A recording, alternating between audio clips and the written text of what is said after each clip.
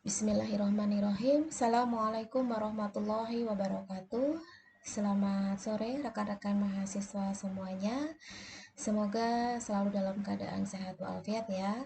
Dan semoga selalu dalam keadaan yang semangat untuk melanjutkan perjuangan di semester 2 ini, dan harapannya hasilnya jauh lebih baik ya daripada di semester pertama. Baik, untuk mata kuliah fitokimia, di sini saya menjadi timnya Bu Isna ya untuk penyampaian baik itu secara teori maupun praktikum nanti. Jadi untuk fitokimia ini saya akan menyampaikan perkuliahan sebelum UTS dan Bu Isna akan menyampaikan perkuliahan setelah UTS. Saya rasa untuk pengantar mungkin sudah disampaikan dengan Bu Isna ya di pertemuan yang pertama, tapi saya sedikit saja untuk mengingatkan kembali ya bahwasanya kalian itu perlu mengetahui, mengenal terlebih dahulu ya fitokimia itu apa, karena harapannya jangan kalian sudah mengikuti beberapa kali pertemuan tapi nggak ngerti ya fitokimia itu apa, mau belajar tentang apa, karena ini akan menjadi modal awal. Dengan begitu kalian akan lebih mudah untuk mempelajari, memahami ya, jadi tidak hanya sekedar hafalan seperti itu. Karena menurut saya belajar yang kita tahu konsep, belajar yang tahu aplikasinya tuh mau ngapain, itu akan lebih mudah daripada hanya sekedar hafalan. Nah, itu ya, semoga bisa mengingatkan kalian kembali. Jadi jangan belajar hanya sekedar hafalan. Karena kalau hafalan tentu sore ingat, malam pasti lupa. Tapi kalau konsep, insya Allah kita akan mengingat selalu. Kalaupun tuh ada istilah-istilah yang perlu kita pelajari lagi, itu cukup membuka lagi dan pasti akan lebih mudah gitu ya. Baik, di sini fitokimia dari istilah fito dan kimia ya. Jadi berasal dari kata pito itu artinya tumbuhan dan chemical itu zat kimia. Sebenarnya dari istilah ini sudah bisa kita ambil kesimpulan ya bahwasanya kita akan membicarakan banyak hal tentang zat-zat kimia yang itu terdapat dalam tumbuhan. Nah, ini akan menjadi mata kuliah, bisa dikatakan ini mata kuliah yang penting sekali ya, yang nantinya akan kalian gunakan kalau kita kembali ke visi misi Akpar Cevada sendiri ya, yang sangat uh, menginginkan banyak sekali penelitian-penelitian atau riset-riset yang bergerak di bahan alam. Nah, fitokimia ini akan mengantarkan Anda belajar lebih jauh terkait bagaimana sih caranya gitu ya. Jadi dengan begitu kita akan lebih mudah untuk uh, mendapat ide, terutama ide itu bisa diambil tidak jauh-jauh ya, bahkan dari sekeliling kita saja ya. Apalagi kita bisa mengambil bahan alam yang nyata di depan kita, salah satunya adalah tumbuhan gitu ya. Oke, fitokimia. Jadi fitokimia adalah ilmu yang mempelajari berbagai senyawa organik atau bahan alam. Jadi nanti kita akan belajar zat-zat apa saja sih yang ada di dalam tumbuhan ya. Tentunya di pertemuan pertama kalian sudah mengenal apa itu metabolit primer, apa itu metabolit sekunder ya, dan mana yang akan kita manfaatkan. Nah, itu harus kalian kuasai terlebih dahulu. Kemudian selain kita mempelajari berbagai senyawa organik yang ada di dalam tumbuhan, kita juga belajar ya, atau mengetahui biosintesisnya di dalam tumbuhan tersebut. Kok bisa tumbuhan itu menghasilkan senyawa-senyawa yang memang itu sangat penting sekali dan dapat kita ambil gitu ya. Kemudian dengan begitu kita akan banyak tahu efek-efek farmakologi yang itu nanti akan kita kembangkan ya kalau semisal memang betul-betul senyawa itu ada di dalam tumbuhan tersebut. Banyak ya yang bisa kita upayakan dalam hal ini, tapi jangan lupa semua itu ada prosedurnya. Jadi tidak ngasal begitu ya, ada dasar ilmunya. Jadi ini adalah momen yang penting sekali yang tidak boleh kalian lewatkan. Karena sekalinya lewat, nanti di mata kuliah selanjutnya yang itu membutuhkan prasyarat untuk menguasai fitokimia, tentu akan kalian kesulitan gitu ya. Nah, sebagai pengantar terlebih dahulu ya, saya rasa kalau saya menyebut istilah apa sih manfaat tumbuhan, semua dari kita pasti tahu ya apa manfaat dari tumbuhan. Tapi yang perlu kalian pahami dalam hal ini adalah tumbuhan itu adalah makhluk hidup yang menjadi penopang di semua makhluk hidup yang ada di dunia ini, termasuk kita sebagai manusia ya. Kenapa? Karena tumbuhan itu adalah satu-satunya makhluk hidup yang bersifat autotrof. Ya, meskipun ada sih mikroorganisme yang bersifat autotrof, tapi di sini yang dapat berkaitan langsung dengan manusia sebagai penghasil energi yang dapat kita manfaatkan. Nah, itu ya, oleh karena itu dengan begitu apa-apa yang dihasilkan oleh tumbuhan, misalkan dalam proses fotosintesis ya, yang itu nanti akan menghasilkan amilum, zat tepung. Nah, itu kan akan menjadi sumber energi untuk kita. Salah satunya sebagai sumber pangan begitu ya, atau mungkin metabolit sekunder yang dihasilkan oleh tumbuhan ternyata dapat kita gunakan ya, salah satunya sebagai bahan obat herbal misalkan. Nah, itu akan menjadi apa ya, memperkuat bahwasanya tumbuhan memang tidak mungkin terlepas atau terpisahkan dari kehidupan kita, atau yang lain-lainnya lah ya, organ-organ yang mungkin bisa dimanfaatkan seperti bagian batangnya, daunnya, akarnya, buah dan sebagainya. Saya rasa ini menjadi hal yang perlu kita garis bawahi terlebih dahulu ya. Nah, dengan begitu, terlebih ya dengan perkembangan teknologi yang ada, bahwasanya komponen-komponen bahan alam yang terkandung di dalam tumbuhan itu ternyata dapat kita ambil dengan mudah. Tentunya dengan teknologi yang ada ya, dan bahkan teknologi itu sudah semakin merebak, semakin meluas ya, yang sudah banyak digunakan oleh masyarakat. Nah, apalagi ketambah dengan tradisi masyarakat kita ya, yang sudah biasa dengan yang herbal-herbal ya, apalagi dengan adanya gerakan back to nature yang itu dipercaya lebih safety ya, lebih aman ya, meskipun dalam hal ini kita tidak mudah begitu saja percaya ya, oleh karena itu perlu adanya penelitian-penelitian atau pengujian-pengujian yang membuktikan bahwasanya memang obat yang dihasilkan dari tanaman tersebut itu memang aman. Nah, itu ada prosesnya ya, tapi ini dasar yang memang harus dipahami terlebih dahulu. Nah, bahan-bahan alam yang terkandung di dalam tanaman itu ya, kita kenal dengan istilah zat aktif atau bioaktif. Kenapa dikatakan zat aktif atau bioaktif? Karena memang berpotensi memiliki aktivitas biologis ya. Aktivitas biologis yang itu sangat bisa banget kita gunakan ya. Apapun itu, bisa untuk kosmetik, bisa untuk obat ya, bahkan sebagai pangan itu juga bisa, antioksidan misalkan. Nah, itu bisa dapat kita peroleh dari seluruh bagian tumbuhan, atau memang bagian-bagian tertentu yang memang kita prediksikan ada senyawa di dalam tumbuhan tersebut. Nah, tentunya prediksi ini tidak sembarangan ya. Prediksi ini bisa berdasarkan dari pengalaman empiris misalkan, atau pengalaman-pengalaman orang-orang terdahulu yang sudah biasa menggunakan tanaman tersebut sebagai obat gitu ya, dan ternyata sampai detik ini aman begitu. Tapi tidak hanya sekedar empiris, tentunya dapat kita gunakan yang itu height-nya atau levelnya itu lebih tinggi seperti itu.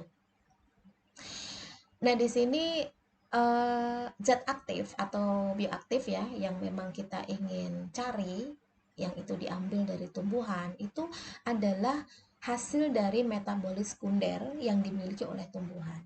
Nah, ini ya yang saya katakan tadi, kalian harusnya sudah menguasai apa itu metabolit primer, apa itu metabolit sekunder ya. Dan kalau dilihat dari penyampaian materi di pendahuluan ya, ini sudah disampaikan tentunya ya dengan Bu Isna. Jadi silakan kalian pelajari lagi apa itu metabolit primer, apa itu metabolit sekunder. Nah, di sini metabolit sekunder yang dihasilkan oleh tumbuhan itu harus memiliki aktivitas biologis ya, aktivitas biologis yang tentunya dapat kita kembangkan, seperti dapat kita gunakan ya, dapat kita ambil seperti itu. Contohnya seperti alkaloid, flavonoid, fenolik, terpenoid, steroid dan lain-lain. Ini adalah contoh dari senyawa-senyawa aktif ya yang dimiliki oleh tumbuhan.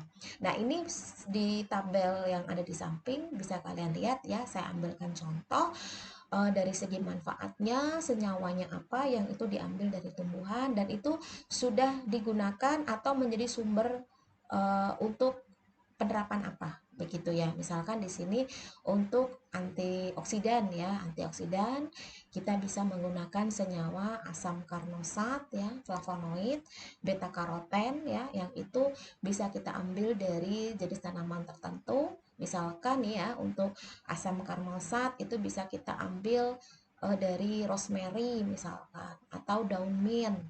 Flavonoid itu dari biji anggur, atau teh ya, beta karoten itu wortel, pepaya. Nah, ini contoh ya, contoh ternyata di dalam tanaman itu memang ada senyawa organik yang dapat kita manfaatkan, yang memiliki aktivitas biologis seperti itu ya. Atau mungkin yang lain-lainnya, misalkan pewarna. Jadi kita tidak inginkan pewarna-pewarna, apalagi pewarna makanan itu tidak boleh mengandung pewarna yang dilarang atau pewarna kimia sintetik, misalkan seperti rodamin B. Nah, itu sangat berbahaya sekali ya kalau misalkan masuk ke dalam tubuh kita, apalagi bersifat karsinogenik ya. Nah, ini sangat berakibat fatal untuk kesehatan kita. Nah, kita sudah kembali atau menggerakkan kembali istilah back to nature. Jadi kita menggunakan fasilitas-fasilitas alami ya yang itu ada di sekeliling kita untuk kita manfaatkan, kita ambil sebagai zat pewarna alami seperti itu. Misalkan seperti antosianin ya, sanpofil, klorofil. Nah, ini bisa kita ambil dari jenis tanaman tertentu. Misalkan antosianin kita ambil dari buah naga, anggur ya. Sanpofil itu kulit jeruk, jagung, klorofil di daunan yang memang secara fisiologis daun pada tanaman itu memiliki klorofil ya atau jati jauh daun. Atau mungkin yang lain-lainnya yang ini sudah banyak dimanfaatkan oleh masyarakat kita ya. Nah, kita kembali ke fasilitas alam yang kita miliki. Fasilitas alam yang bersifat gratis, yang tidak perlu beli ya. Tapi dengan catatan ya, kalau kita membudidayakannya. Jadi tidak hanya sekedar mengambil, tapi kita juga bisa menanam kembali ya, supaya tidak mengalami kepunahan. Nah, tentunya kalau sampai mengalami kepunahan itu tidak hanya tumbuhan itu yang mungkin dirugikan, tapi semua makhluk hidup akan dirugikan karena kembali lagi ya seperti apa yang sudah saya jelaskan di awal bahwasanya tumbuhan itu yang menjadi penopang kehidupan di dunia ini. Nah, selain itu juga pasti akan terjadi kerusakan-kerusakan alam atau lingkungan karena apa? Karena ekosistemnya tidak seimbang. Nah, yang perlu kita ketahui di sini adalah Indonesia sangat kaya sekali dengan biodiversity atau keanekaragaman hayati ya. Bahkan bisa dikatakan sekitar 30.000 spesies tumbuhan itu ada di Indonesia. Ya, ini yang diketahui, yang lainnya banyak yang belum teridentifikasi dan sebagainya. Nah, kemudian 940 spesies diantaranya itu sudah teridentifikasi sebagai tanaman obat. Wow, luar biasa sekali ya bahwasanya segitu banyaknya spesies tanaman yang sudah teridentifikasi sebagai tanaman obat ya. Sudah diketahui kalau ternyata di dalamnya itu mengandung senyawa-senyawa yang bersifat aktif yang itu bisa digunakan sebagai bahan obat. Nah, sekitar 250 spesies diantaranya itu ternyata sudah digunakan ya dalam tingkat industri untuk obat herbal lokal. Nah, ini menjadi prestasi yang sangat luar biasa seharusnya. Jadi dengan kita memanfaatkan apa yang ada di lingkungan kita itu akan memberikan kontribusi yang sangat besar ya dalam dunia kesehatan seperti itu. Nah, untuk pengembangan obat yang berbasis alam, mungkin sedikit saya menyinggung ya karena ini erat kaitannya dengan proses untuk screening fitokimia ya yang itu kita ambil dari tanaman. Memang kita tahu ya, harusnya tahu bahwasanya pengembangan obat bahan alam ini tidaklah mudah, tidaklah murah ya. Jadi tentunya butuh proses dan tentunya butuh biaya yang tinggi. Nah, itu ya. Tapi semua itu kalau tidak kita coba dari hal yang sederhana atau basicnya, bagaimana kita akan mencapai sesuatu yang lebih baik atau lebih tinggi. Hal yang sangat sederhana, misalkan dari pengolahan jamu. Nah, jamu ini kan kita tahu ya, jamu ini adalah minuman tradisional yang bisa dikatakan sebagai obat ya, obat tradisional yang itu adalah tradisi masyarakat Indonesia. Jadi kita itu sangat terkenal sekali dengan istilah itu. Jadi turun-temurun itu sampai detik ini pun kebiasaan minum jamu itu pun masih tetap dilakukan ya oleh masyarakat kita begitu ya. Jadi jamu yang itu adalah obat tradisional yang memang mungkin dari khasiatnya secara empirisnya sudah dibuktikan bahkan dari puluhan tahun ya bahkan dari nenek moyang kita yang itu memberikan manfaat atau ada khasiat terhadap kesehatan. Tapi tentunya kita tidak hanya dari cukup standar jamu saja. Kita pengen kan untuk meningkatkan grade-nya yang lebih baik seperti itu. Karena harapannya kita mendapatkan bukti yang memang itu ilmiah yang dapat kita gunakan untuk meyakinkan masyarakat bahwasanya ini benar-benar aman, apalagi dalam penggunaan jangka panjang seperti itu ya. Nah, oleh karena itu berawal dari jamu itu kita bisa meningkatkannya atau naik levelnya itu menjadi obat herbal standar. Ya, obat herbal terstandar ini tentu ada syarat ya kan. Syaratnya apa? Dengan adanya uji keamanan. Uji keamanan yang bisa dikatakan secara praklinik terlebih dahulu ya.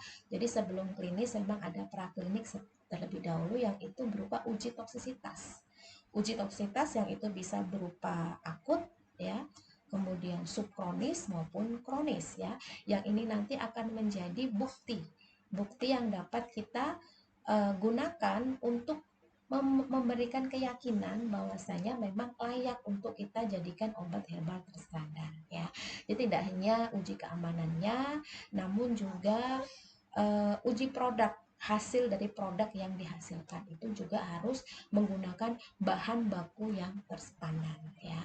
Nah, apakah cukup sampai di situ? Tentu tidak, ya kan? Akan ada rangkaian pengujian lagi. Jadi setelah dilakukan uji praklinik ya dan dinyatakan itu aman, maka kita bisa meningkatkan lagi untuk grade yang lebih tinggi menuju ke fitofarmaka. Maksudnya apa? Dilakukan uji selain praklinik, uji klinik. Nah, ini akan menjadi penguat lagi bahwasanya dengan begitu kita akan bisa meyakinkan bahwasanya memang bahan obat yang dari bahan alam ini memang betul-betul aman. Dan sedangkan fitofarmaka ini merupakan grade yang paling tinggi dari obat tradisional. Seperti itu ya. Nah, ini saya ambil pengertian-pengertian jamu, obat herbal terstandar, fitofarmaka ya, yang itu sudah ada di Perka BPOM ya. Silakan Anda baca-baca lagi. Di sini sudah sangat jelas ya, semua sudah memiliki izin edar seperti itu ya, yang tentunya mempunyai level yang berbeda-beda. Ya, level jamu ini bisa dikatakan level yang paling bawah ya, yang tapi sudah layak untuk kita konsumsi seperti itu ya, yang disebut sebagai obat tradisional Indonesia seperti itu ya. Dan memang obat tradisional ini bahan atau ramuannya itu masih berupa basic banget gitu ya, artinya masih berupa simplisia misalkan ya. Jadi memang belum seperti obat herbal terstandar atau fitofarmaka. Nah, di sini memang kalau dilihat dari syaratnya ya, sudah saya jelaskan di awal tadi, jamu itu sudah secara turun-temurun ya. Kalau sudah bicara turun-temurun itu tidak hanya 1-2 hari saja, tapi sudah bertahun-tahun atau bahkan puluhan tahun itu sudah dimanfaatkan oleh masyarakat, atau kita kenal dengan istilah pengalaman empiris ya, begitu.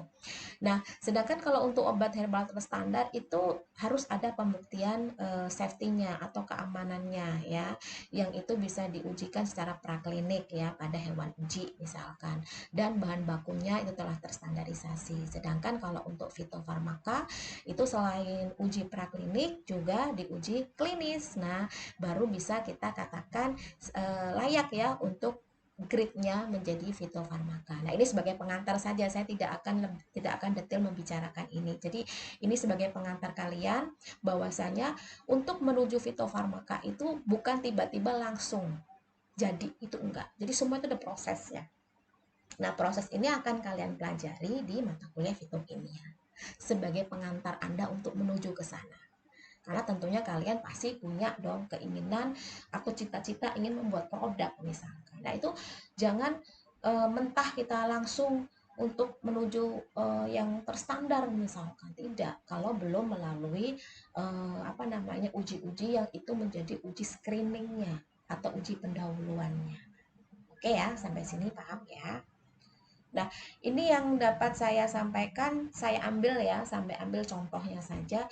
Ternyata sangat penting sekali ya persyaratan mutu produk jadi. Jadi itulah kenapa pentingnya kita melampirkan bukti-bukti yang ada. Karena ini akan menjadi penentu lolos tidaknya produk Anda untuk diterima. Seperti itu ya. Misalkan di sini untuk produk mutu obat tradisional misalkan ya. Dari parameter bau, warna, rasa itu semua dilihat. Bahkan keseragaman bobot, volume juga dilihat, kadar air juga dilihat ya. Uji waktu hancur juga dilihat, uji pH, kemudian berat jenis, kadar alkohol juga semua dilihat ya.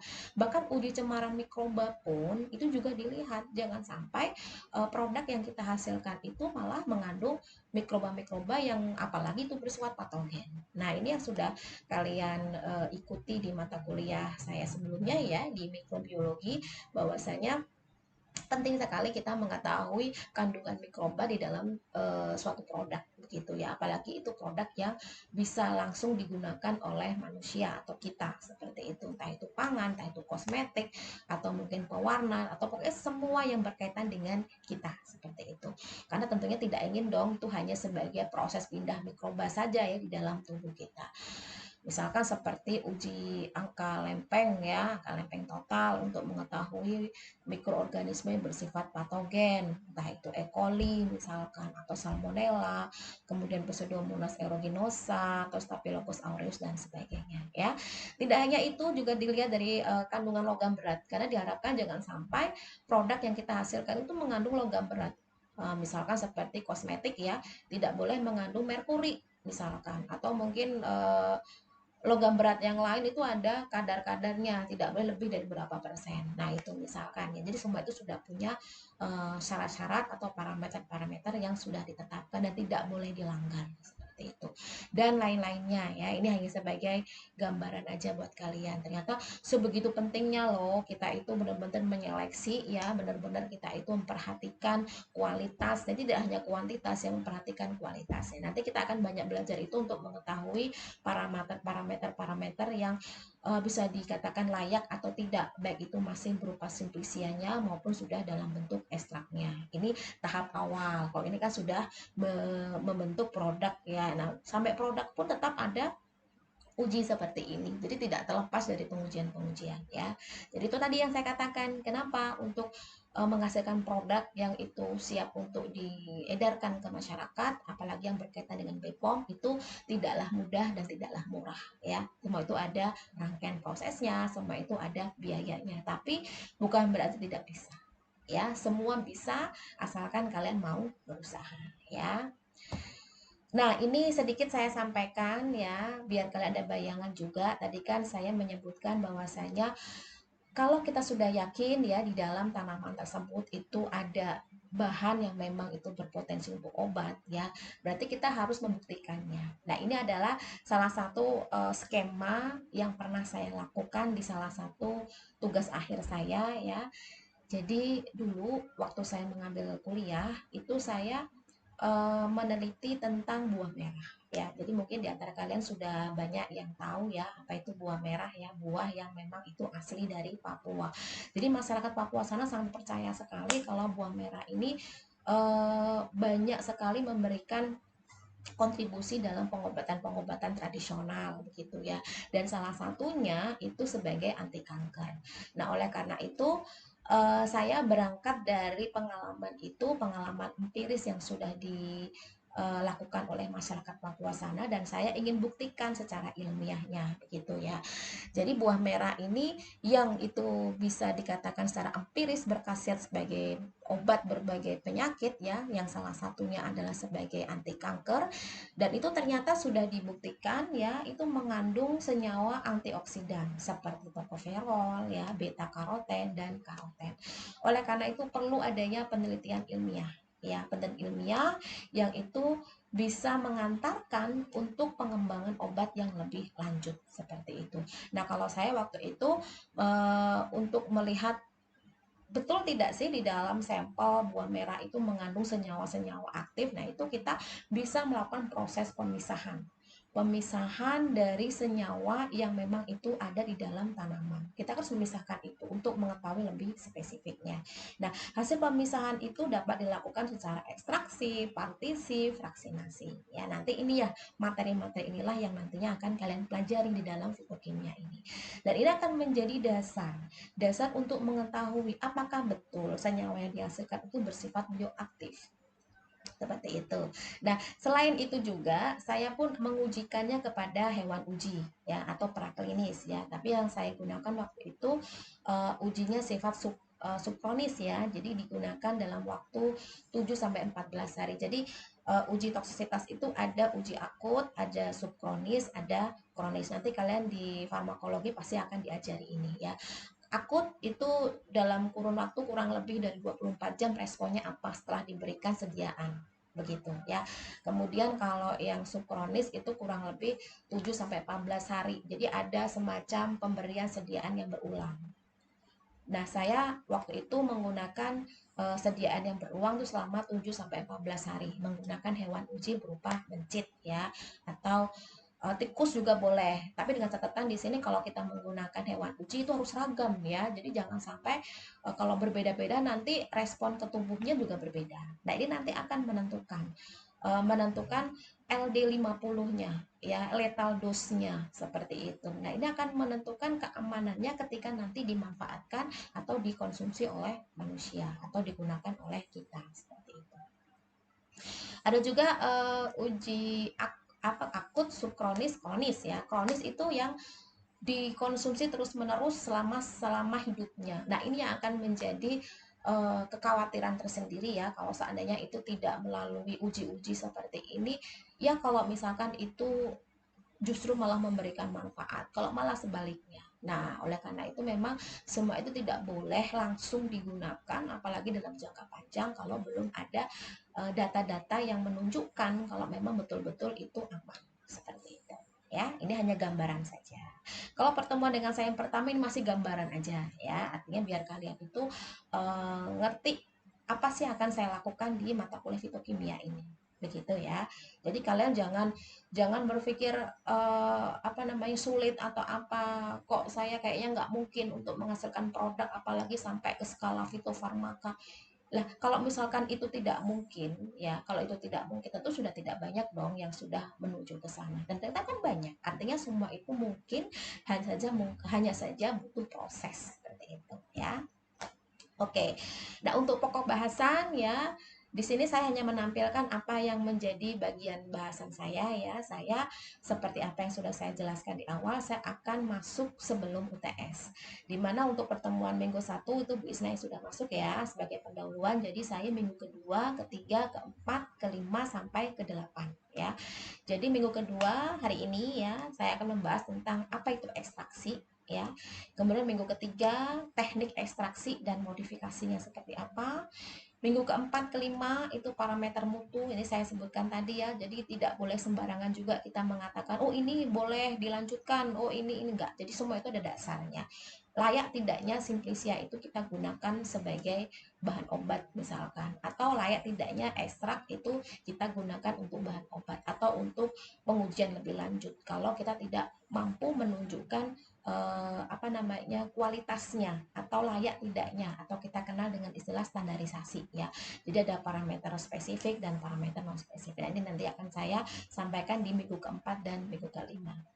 Kemudian minggu ke-6 dan ke-7 saya akan menyampaikan tentang kromatografi ya, dan minggu ke-8 itu masih tentang kromatografi karena kromatografi ini cakupannya lumayan banyak ya. Jadi dibagi kalau untuk minggu ke-6 dan ke-7 itu seperti yang ada di tabel ya, pengantar kromatografinya ada 3 poin.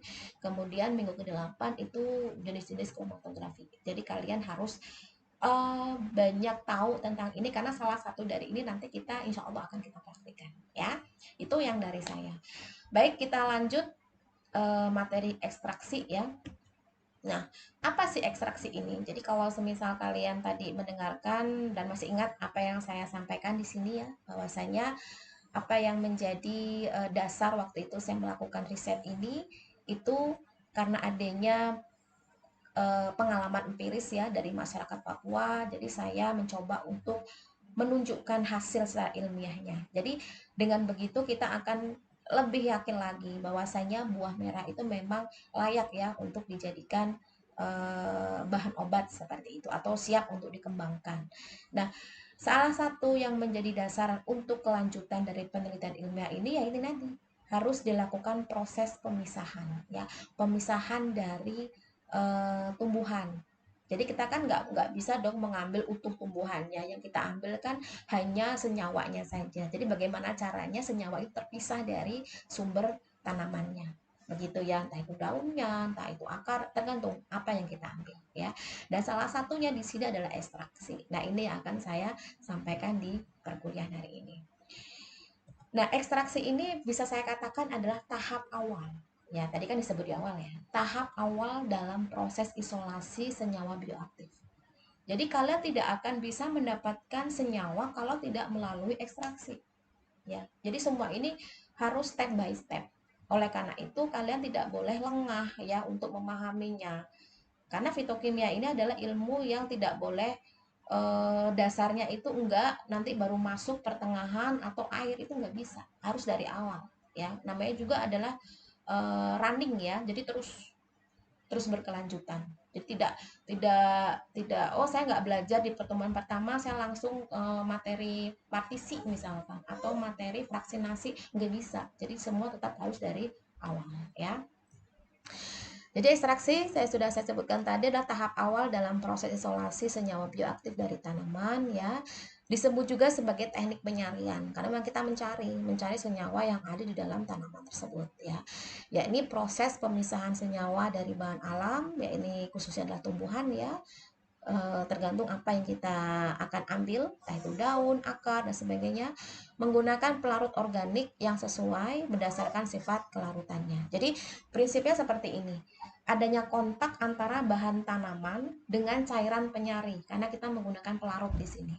Ya, pelarut yang memang itu nanti akan berkontak langsung dengan bahan-bahan yang itu diambil dari tanaman, yang diharapkan pelarut itu akan masuk ke dalam sel-sel tumbuhan secara difusi, kemudian isi selnya akan keluar, akan larut bersama pelarut tersebut. Nah, ketika pelarut itu keluar, otomatis kan terpisahkan dengan daunnya misalkan atau akarnya yang kita ambil. Dengan begitu kita akan lebih mudah untuk mengambil senyawa yang ada di dalam pelarut tersebut. Ya, oleh karena itu pelarut yang merupakan hasil dari ekstraksi itu kita sebut dengan istilah larutan zat aktif, karena memang di dalam larutan itu ada zat aktif yang akan kita ambil. Apakah cukup sampai di situ? Tidak, karena masih ada larutannya, masih ada pelarutnya. Oleh karena itu kita harus melakukan proses pemisahan berikutnya seperti itu. Nah, tujuan dari ekstraksi ini apa? Jadi tujuannya adalah menarik komponen kimia yang terdapat pada bahan alam. Inilah tujuannya ya. Kemudian bahan-bahan aktif misalkan seperti senyawa antimikroba atau senyawa antioksidan yang terdapat pada tumbuhan itu harapannya bisa keluar dari organ-organ yang kita ekstrak, seperti itu yang kita ekstraksi. Nah, pada proses ekstraksi itu terjadi dua fase ya. Pertama fase pembilasan, fase ekstraksi itu sendiri. Jadi fase pembilasan itu di mana pelarut itu akan membilas semua komponen isi sel yang telah pecah pada proses penghancuran sebelumnya ya, di mana ini akan memudahkan untuk si pelarut itu masuk ke dalam sel-sel. Dengan begitu akan terjadi pembengkakan dinding sel dan pelonggaran kerangka selulosa dinding sel ya. Kemudian pori-porinya dinding sel akan melebar, kemudian pelarut akan masuk. Nah, dengan begitu, bahan isi sel yang kemudian terlarut ya di dalam pelarut tersebut, tentunya sesuai dengan tingkat kelarutannya, yang itu secara difusi juga ya, karena adanya gaya yang ditimbulkan karena perbedaan konsentrasi bahan terlarut yang terdapat di dalam dan di luar sel. Nah, kemudian hasilnya ini atau larutan zat aktif ini yang nantinya akan kita olah lebih lanjut menjadi ekstrak. Nah, ini yang kita dapatkan. Nah, itu ya.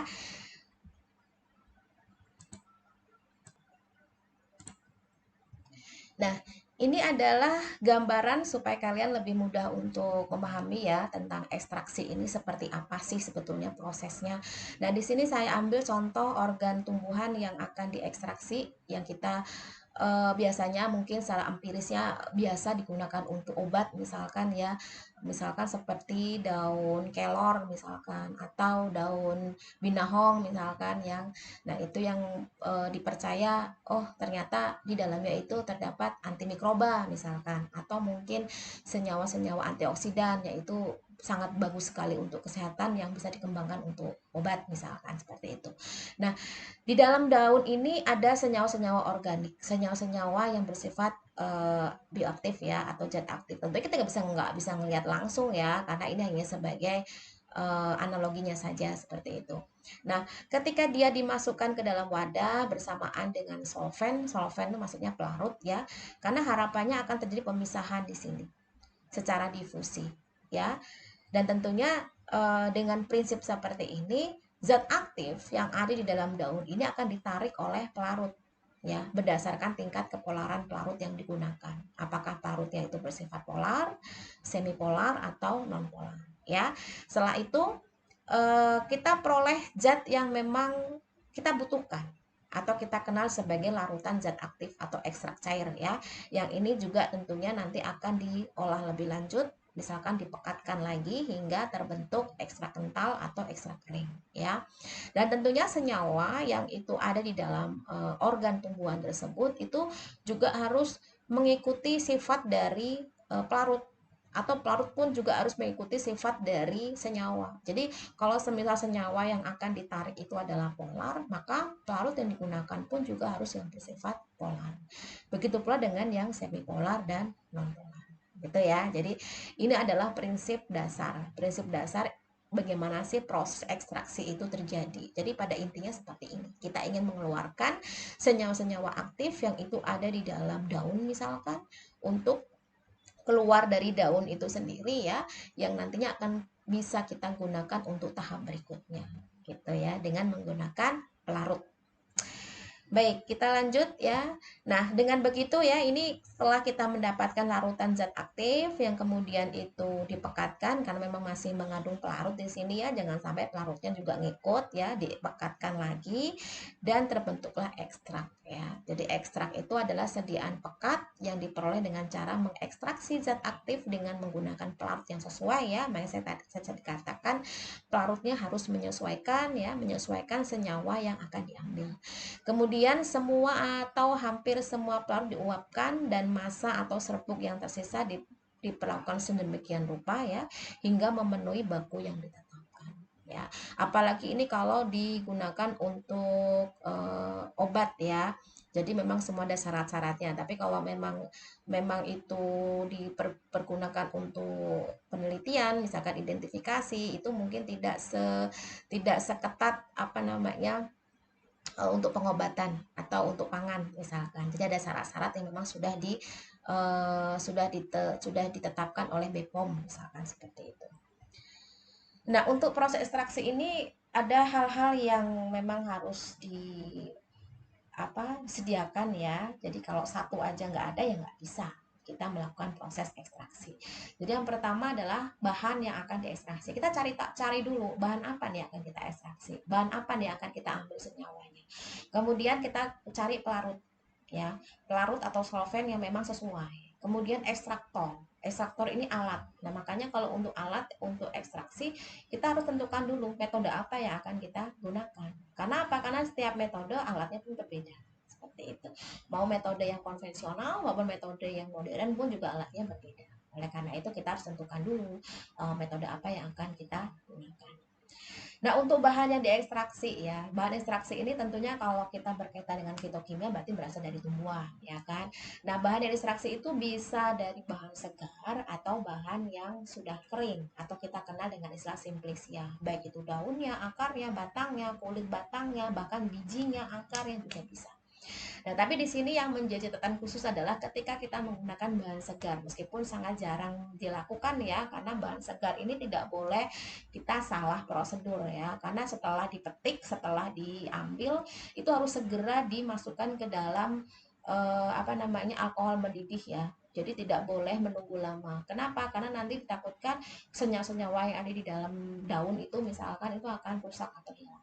Nah, biasanya ini kan sangat sulit kalau kita harus mengambil dulu di hutan misalkan atau di kebun, dan itu butuh waktu, dan biasanya kita tidak menerapkan bahan segar ini.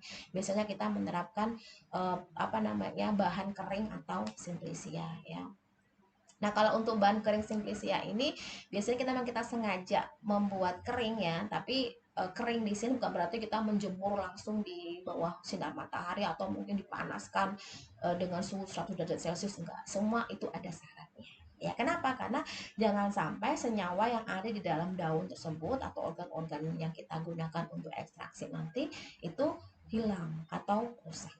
Ya, oke. Meskipun istilah simplicia ini masih bersifat umum ya, tidak hanya untuk tumbuhan, semua bahan alam yang memang kita gunakan untuk ekstraksi ya, yang itu berasal dari alam, misalkan seperti hewan ya, itu juga disebut sebagai simplicia. Tapi di sini kita memang lebih fokusnya adalah simplicia yang bersifat nabati, yang memang itu berasal dari tumbuhan ya. Jadi simplicia nabati itu simplicia yang berupa tumbuhan utuh ya, bisa kita gunakan seutuh-utuhnya. Biasanya sih kalau itu tanaman-tanaman herbal yang sifatnya tidak bentuk pohon gitu ya, yang bisa kita langsung gunakan dari akar, batang, dan daunnya. Misalkan seperti rumput-rumputan, nah itu kan bisa kita gunakan untuk semuanya ya. Tapi kalau misalkan itu pohon pohon jeruk atau pohon salam, nah itu kan nggak mungkin ya kita ambil pohonnya, kita rendam mau berapa pakai pelarut berapa puluh liter yang kita gunakan. Biasanya kita ambil sampel bagiannya, entah daunnya, akarnya, batangnya ya, atau eksudatnya juga bisa ya, yang itu nanti akan dilakukan ekstraksi ya, yang dapat dipisahkan dari tanamannya, kita ambil senyawanya seperti itu. Nah, untuk simplicia mungkin lebih spesifiknya nanti akan saya sampaikan di praktikum ya. Jadi simplicia itu pada dasarnya memang kalau itu berkaitan dengan tumbuhan dapat kita ambil dari tumbuhan liar maupun tumbuhan budidaya. Ya meskipun ini ada catatan khusus semua ya. Kalau tumbuhan liar itu harus seperti apa, tanaman budidaya itu harus seperti apa, karena semua ada plus minusnya. Nanti akan saya sampaikan di materi praktikum ya.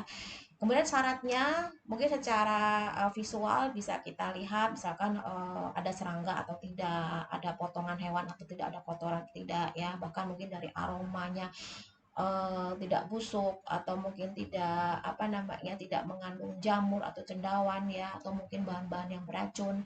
Nah, ini menjadi syarat yang memang harus dipertimbangkan ketika kita akan membuat simplicia ya. Kemudian oke, sedikit ya, saya berikan gambaran lagi sedikit saja, karena ini nanti akan ada bahasan khusus tentang ini. Jadi simplicia nabati yang itu diambil dari tanaman ya, misalkan dari proses pasca panen yang sudah kita lakukan, dan dilakukan preparasi ya secara sederhana, dan siap untuk menjadi produk kefarmasian dan siap pakai seperti itu. Ya meskipun siap pakai di sini kita relatif ya, mau tujuannya apa? Apakah untuk jamu yang bisa langsung kita seduh ya, atau infus yang perlu kita godok terlebih dahulu, atau mungkin untuk penelitian lebih lanjut ya, untuk mendapatkan isolat yang lebih murni lagi dengan proses pemisahan seperti ekstraksi, separasi ya, dan pemurnian, atau kita kenal ada ekstrak, ada fraksi, atau bahan isolat, itu hasil dari proses pemisahan tersebut ya. Jadi kalau semisal dia dalam bentuk jamu yang berupa serbuk halus, ini kan simplicia yang dihaluskan bisa langsung digunakan untuk jamu seperti itu, atau mungkin diinfus ya, digodok terlebih dahulu, atau kita kenal dengan istilah jamu godokan. Nah, ini dipanaskan dengan suhu infusa ya. Nah, yang bawah ini adalah alur untuk proses pemisahan yang lebih lanjut lagi untuk mendapatkan isolat senyawa murninya. Biasanya sih dilakukan untuk penelitian-penelitian yang kaitannya untuk pengembangan obat yang lebih terstandar atau obat fitofarmaka ya. Dan di sini juga kita lihat ada ekstrak cair. Jadi ekstrak cair ini hasil dari simplicia yang sudah diekstrak ya. Sudah diekstrak, kita dapatkan ekstrak cair karena diberikan pelarut ya. Namun masih ada pelarutnya di sini. Oleh karena itu kita perlu uapkan, perlu kita keringkan sehingga kita kenal dengan istilah ekstrak pekat ya.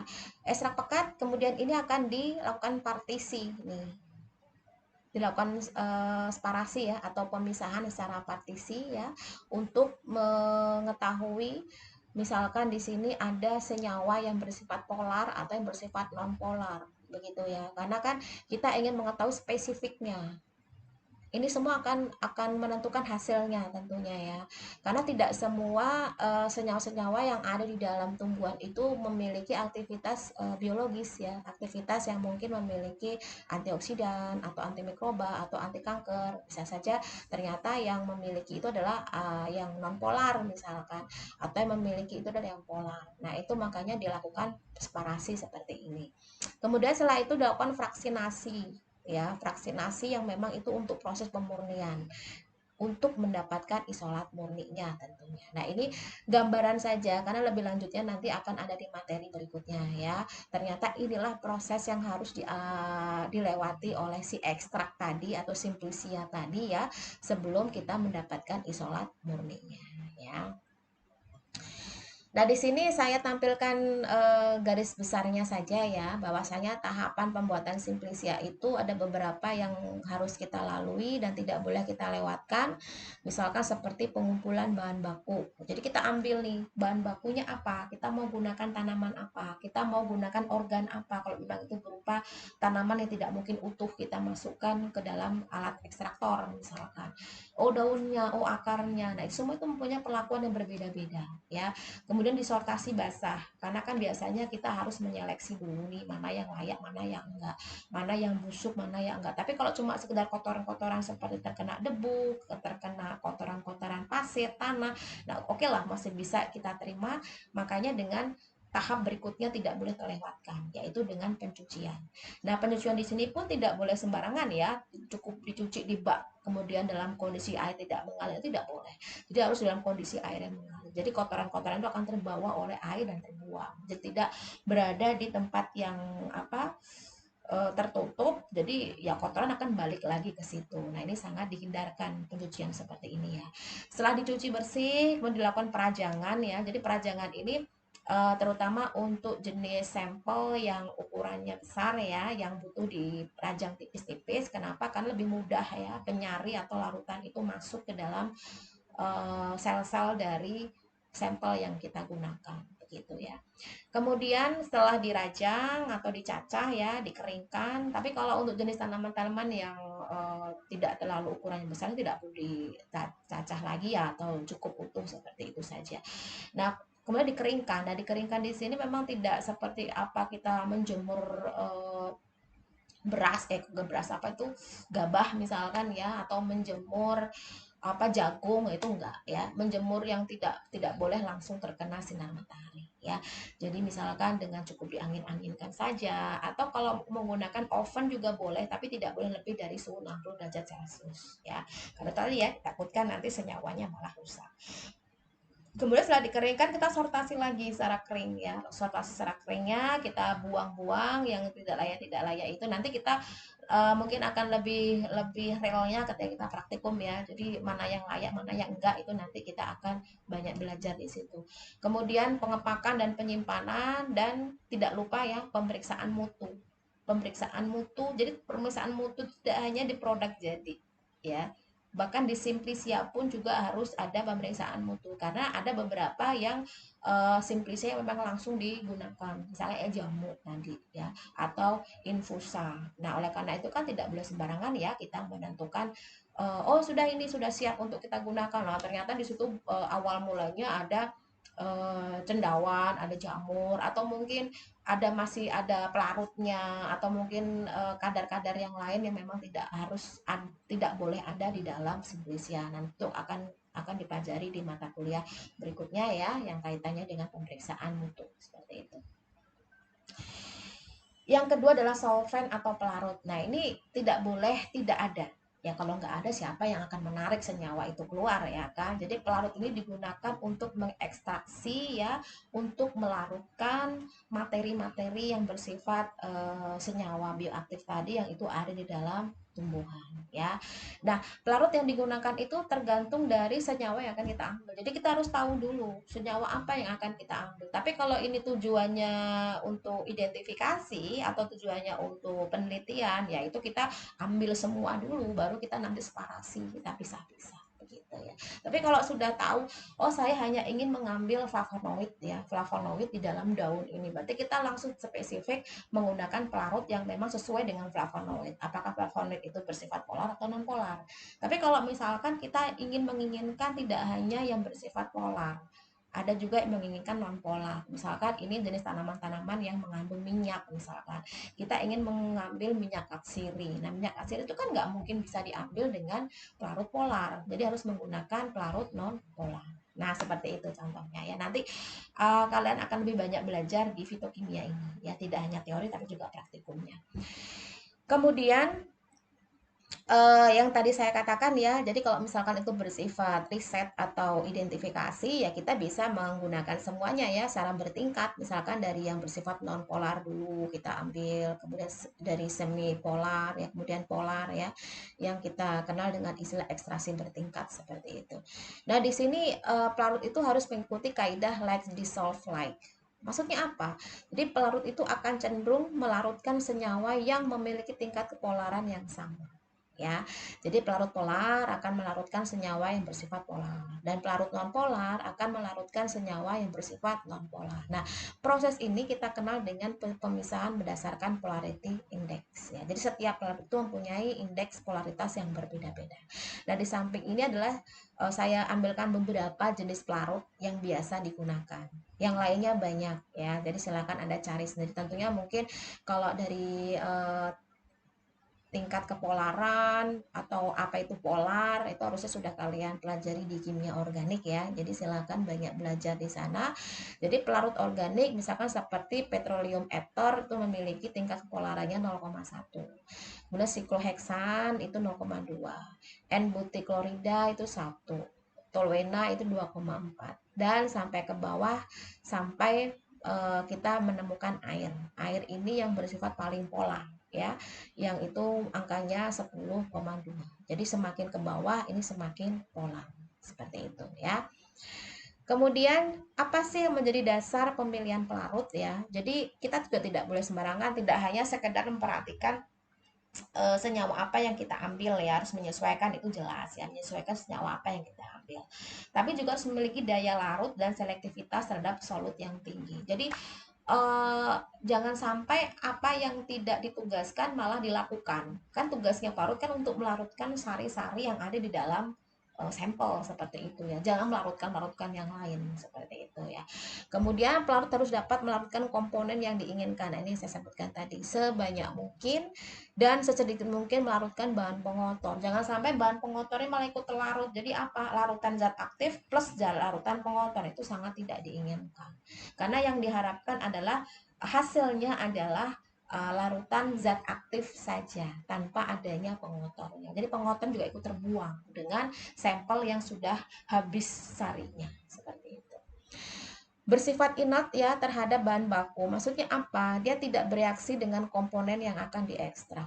Nah, bahaya sekali kalau sampai ikut bereaksi. Nanti nggak bisa dipisahkan, nggak bisa diuapkan. Ya, jadi kalau diuapkan nanti ekstrak kita ikut menguap seperti itu, atau malah merusak komponen atau struktur kimia dari ekstrak yang kita harapkan atau senyawa yang kita inginkan. Kemudian reaktivitas ya, pelarut tidak menyebabkan perubahan secara kimia. Nah, ini saya sebutkan tadi ya, pada komponen bahan ekstraksi. Dan memiliki perbedaan rapatan yang cukup besar agar tidak menyebabkan terbentuknya emulsi. Jelas tidak bersifat korosif, tidak beracun ya, tidak mudah terbakar, stabil secara kimia dan termal ya. Jadi tidak mudah terpengaruh oleh lingkungan yang ada. Pokoknya kalau labil ini susah nih. Jadi nanti bisa berubah-ubah sifatnya seperti itu. Tidak berbahaya bagi lingkungan karena tentunya kan pelarut itu kan nanti akan dibuang ya. Sisanya akan dibuang kalau memang tidak kita gunakan lagi seperti itu. Memiliki viskositas yang rendah sehingga mudah untuk dialirkan. Ini juga sangat menentukan metode ya, metode ekstraksi yang akan kita gunakan nanti. Karena kalau sampai viskositasnya tinggi nanti sulit dong dialirkan karena kan kita menggunakan tabung-tabung yang itu ada corong kecilnya ya. Jadi kalau seandainya itu tidak bisa dialirkan kan mampet di situ ya. Kemudian murah dan mudah didapat. Nah, ini harus menjadi pertimbangan juga ya, serta tersedia dalam jumlah yang besar. Kemudian memiliki titik didih yang cukup rendah agar mudah diuapkan, karena kan harapannya ekstrak yang kita peroleh itu kan tidak mengandung pelarut lagi ya. Apalagi kalau itu akan kita gunakan sebagai produk ya. Nah, itu harus bebas dari pelarut. Kemudian memiliki tegangan permukaan yang cukup rendah. Nah, ini contoh ya, contoh lagi ya, contoh pelarut-pelarut beserta titik didihnya. Jadi jangan sampai titik didihnya itu tinggi ya, karena nanti akan sulit diuapkan seperti itu. Ya, paling nggak di bawah air lah ya. Misalkan seperti benzen, benzen ini titik didihnya 80, kloroform 61 ya. Kemudian aseton 56 derajat Celcius ya. Jadi akan lebih mudah diuapkan gitu. Nah, karena tadi saya mengatakan bahwa pelarut itu harus mudah diuapkan karena kaitannya ini. Jangan sampai sulit atau malah masih ada di ekstrak ya, masih ada di produknya seperti itu. Karena menurut Badan BPOM ya, BPOM itu sudah mengeluarkan edaran ya nomor sekian itu tentang pelarut yang diizinkan digunakan dalam proses ekstraksi atau fraksinasi tumbuhan dalam produk obat bahan alam dan suplemen kesehatan beserta batasan residunya. Jadi silakan Anda cari filenya ini ya, banyak di internet. Jadi penggunaan pelarut selain etanol dan air, karena memang yang diperbolehkan atau diizinkan lebih diprioritaskan itu etanol dan air ya. Tapi kan terkadang mungkin tersering itu senyawa-senyawa itu sulit diambil, makanya perlu dilakukan pemberian pelarut lainnya yang itu mungkin bersifat non-polar. Oke, kalau memang harus begitu, itu harus melampirkan pengujian sisa pelarut yang digunakan pada produk jadi. Nah, dengan begitu nanti akan menjadi bahan pertimbangan oleh BPOM sendiri, apakah produk yang Anda hasilkan, kalau memang itu dalam ekstrak yang sudah siap untuk dikonsumsi misalkan atau dimanfaatkan, itu memang harus betul-betul aman, betul-betul itu tidak ada pelarutnya lagi, ya. Yang ketiga adalah ekstraktor atau alat pengekstraksi. Nah, untuk ekstraktor ini tergantung metode apa yang akan digunakan ya. Pertimbangan untuk pemilihan metode ekstraksi ini tentunya harus kalian lebih jeli ya. Pertama, dilihat dulu bentuk dan tekstur bahan yang akan diekstraksi. Tentunya akan lebih sulit ya mengekstraksi itu dari batang misalkan karena teksturnya lebih keras. Harus menggunakan metode apa? Kalau misalkan itu daun, oh itu cukup menggunakan metode ini misalkan. Nah, itu sangat menentukan sekali. Kemudian kandungan airnya, jenis senyawa yang akan kita ambil itu apa? Apakah dia tahan panas atau tahan atau enggak ya kan? Sulit atau enggak untuk diambil. Nah, itu semua harus kalian kuasai terlebih dahulu. Kemudian sifat senyawanya bagaimana ya. Nah, untuk penggolongan ekstraksi itu sendiri itu ada 3 penggolongan ya berdasarkan bentuk, ada ekstraksi cair-cair dan ekstraksi padat cair ya, berdasarkan waktu kontak, sinambung dan bertahap atau bertingkat, berdasarkan energi yang digunakan, ekstraksi dingin dan ekstraksi panas. Nah, ini nanti akan saya jelaskan di pertemuan yang kedua. Namun kalian harus mengerjakan tugas yang saya berikan sebagai bukti kalau Anda sudah menonton video ini sebagai perkuliahan kita secara online ya. Jadi kalau kalian tidak mengerjakan ya berarti bisa dikatakan kalian tidak menyimak video saya dengan tuntas ya atau dengan baik karena bisa terlewatkan seperti itu. Nah, tugasnya apa? Ini yang akan kita bahas di pertemuan yang akan datang. Ekstraksi cair-cair dan ekstraksi padat cair, ekstraksi panas dan ekstraksi dingin. Nah, ini ada tugas individu. Jadi saya ingin mengetahui keseriusan kalian ya dalam mengikuti perkuliahan fitokimia ini. Jadi silahkan tulis definisi pengertian ya. Apa itu ekstraksi cair-cair, apa itu ekstraksi padat cair, apa itu ekstraksi panas, dan apa itu ekstraksi dingin. Kemudian prinsip kerjanya apa dari semua jenis ekstraksi ini. Berikan contohnya beserta definisinya ya sesuai dengan apa yang saya tuliskan di sini. Kemudian diketik ya dalam format Word, cantumkan referensinya apa yang kalian gunakan, kirimkan melalui Google Classroom. Mungkin kalau saat ini belum ada, nanti menyusul, yang penting dikerjakan dulu aja. Paling lambat hari Sabtu tanggal 20 Maret 2021 ya. Ini bisa kalian kirimkan melalui Google Classroom. Nanti linknya akan saya sharekan di Google Classroom sebagai tempat untuk pengumpulan tugas individu ini ya. Kemudian yang terakhir ya, sebagai penutup untuk pertemuan kita hari ini adalah jenis-jenis ekstrak. Jadi ekstrak yang merupakan hasil dari ekstraksi yang sudah kita lakukan ya, meskipun ekstrak ini juga nanti kita harus melalui proses ekstraksi yang itu berdasarkan metode, tapi metode itu belum saya jelaskan di pertemuan ini ya. Tapi minimal kalian tahu dulu ya, ekstrak yang akan dihasilkan nanti itu bisa berupa ekstrak cair, berupa bisa ekstrak kental atau ekstrak kering ya. Jadi ekstrak cair itu ekstrak hasil penyarian bahan alam yang masih mengandung pelarut ya, jadi belum diuapkan pelarutnya. Kemudian ekstrak kental, ekstrak yang telah mengalami proses penguapan dan sudah tidak mengandung pelarut lagi. Sedangkan ekstrak kering itu dua-duanya sudah tidak mengandung pelarut lagi, sudah diuapkan ya, kemudian memiliki konsistensi kering ya dan mudah dihancurkan dengan tangan. Nah, ini adalah ekstrak kering seperti itu ya. Nah, itu untuk pertemuan hari ini ya. Jadi harapannya ini menjadi pengantar yang bisa kalian gunakan untuk melanjutkan di pertemuan-pertemuan berikutnya, dan harapannya kalian bisa menguasai materi ini jauh lebih baik ya, dan pengalaman-pengalaman di semester 1 kemarin itu dijadikan pembelajaran, jangan sampai terulang lagi ya, karena lelah juga kan kalau seandainya harus remedial, kalau harus mengulang. Nah, yang lelah nggak hanya mahasiswanya, dosennya pun juga ikut lelah, karena ingin sekali berusaha kalian itu lulus ya, minimal minimal lulus ya. Ya kalau memang tidak ada keinginan untuk mendapatkan nilai A atau B, ya minimal lulus. Oke, itu dari saya ya. Semoga bisa memberikan manfaat untuk kalian. Terima kasih. Selamat sore. Assalamualaikum warahmatullahi wabarakatuh.